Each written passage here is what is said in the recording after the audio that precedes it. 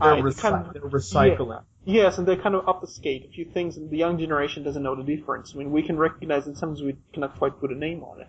But the fact is, loads of people would be able to get access to older music. I mean, I would listen to very, very old music, but it would be nice to have something from the 80s that I can legally have in big amounts, and I don't have that.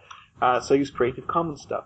The matter of fact is, these labels have worried about people just basically especially in the internet age, being able to share things that are not under copyright, whereas in the past, if you had radio and tapes and all kinds of stuff, most of it was still under copyright, so you couldn't quite get access to Creative Commons stuff. So the revolution is a distribution. What you're getting on is both the movie industry and the record industry, their business model, pretty much for the last century, has been based on the idea of every 10 to 20 years, we go back to our archive, repackage, or re-release the same thing. I mean, a perfect example of that is Star Wars is now just been released on Blu-ray.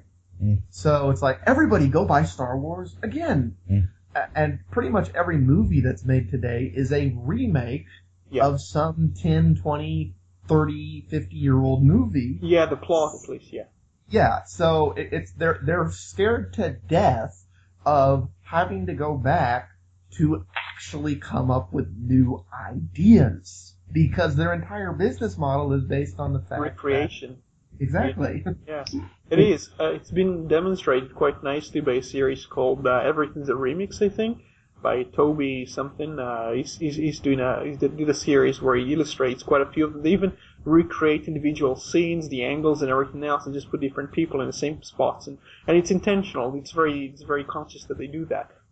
The matter of fact is, I think they very much worry about, the distribution things have changed, the distribution methods have changed, and I think there is also an attempt to sabotage every means of distribution, which is going to harm their monopoly on copyrights and content. So they want to try, before things become more abundant, to destroy torrent, to destroy peer-to-peer, to destroy anything that allows people to efficiently pass around quite a lot of bandwidth. And even the bandwidth now is... And see, I have a real problem with that, because based on the congestion we're getting on the internet at the rate it's growing, if we destroy that technology, come 2020, we're going to have an internet nobody can use. We need that technology just to keep the thing growing.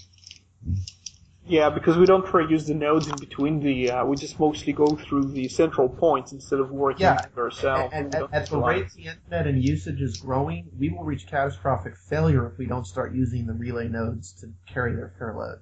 Yeah. Well, what I'm going to suggest, we're going to cut to our final track of the night before our final section. Time's pressing on, and it's rather late here in the UK. And so, Roy, I think you're going to introduce the final track? Yeah, it's Gonna Be Gone, and it's by, I think it's LidoLido or LidoLido. Just trying to be real with y'all.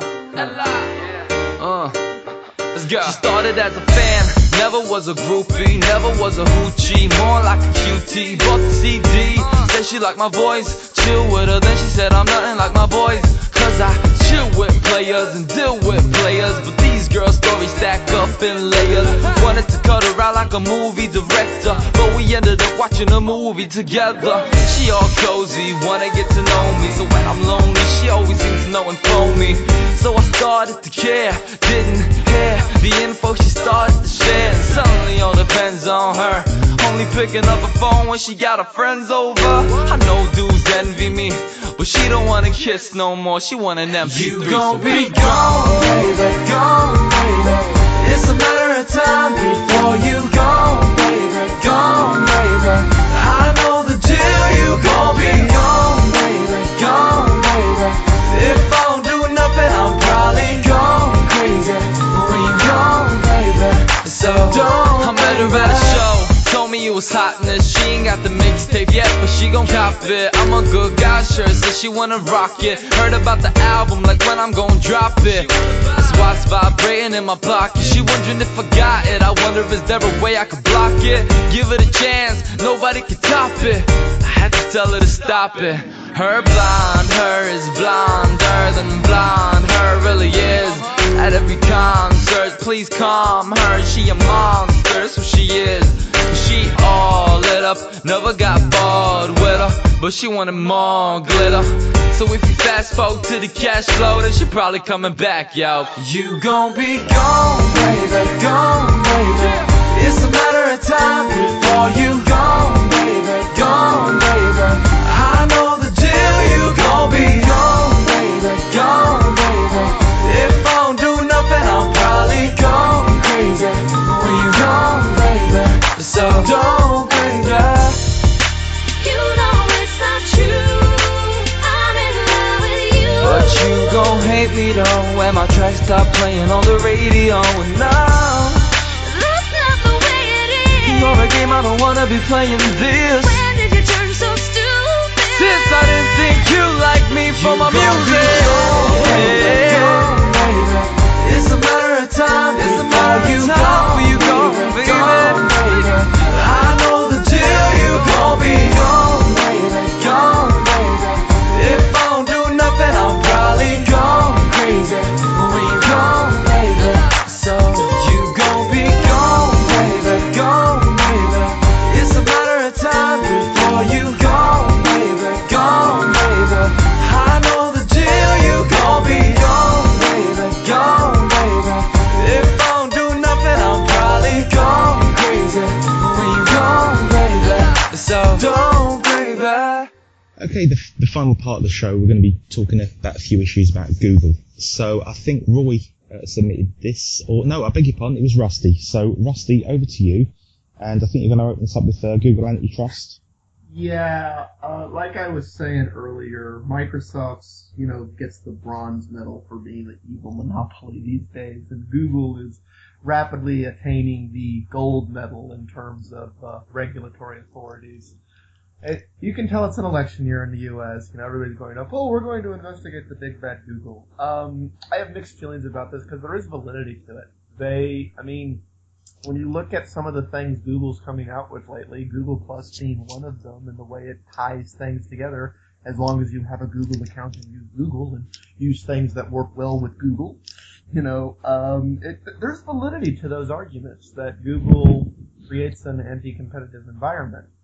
I think it has more to do with the industry as a whole kicking and screaming over the fact that most people's business model these days is based on, I'm going to sell you something, rather than the business model of give it away and figure out a way to make money on the back end, which is Google's bread and butter. Google just basically gives things away that would cost others millions, if not billions of dollars to do, and eventually they make money on it. And Google is one of the few companies who today is in a position to do that. I'm not sure they should be penalized for using a very successful business model, but I do get the concerns of them. Well, what you're basically saying is the fact that they lower the prices to an extent that they can is being anti-competitive. Now, you have to remember, and I was very surprised you didn't at least mention the fact that those who are pressuring politicians to go after Google are many front groups of Microsoft and other products of Google. I was getting there, but I figured one of y'all would bring it up if I didn't. Yeah. No, I think we covered it before, and I think it's pretty much implied. We know that loads of there are people sort of pressuring politicians and saying, Google is bad for you and so on and so forth. And if you look back at who's funding these things, it's, the usual suspects, and very often it's Microsoft. Because Microsoft stands a lot to lose, especially from platforms. As of late, there's been evidence that Apple's also behind that. All right, I didn't see.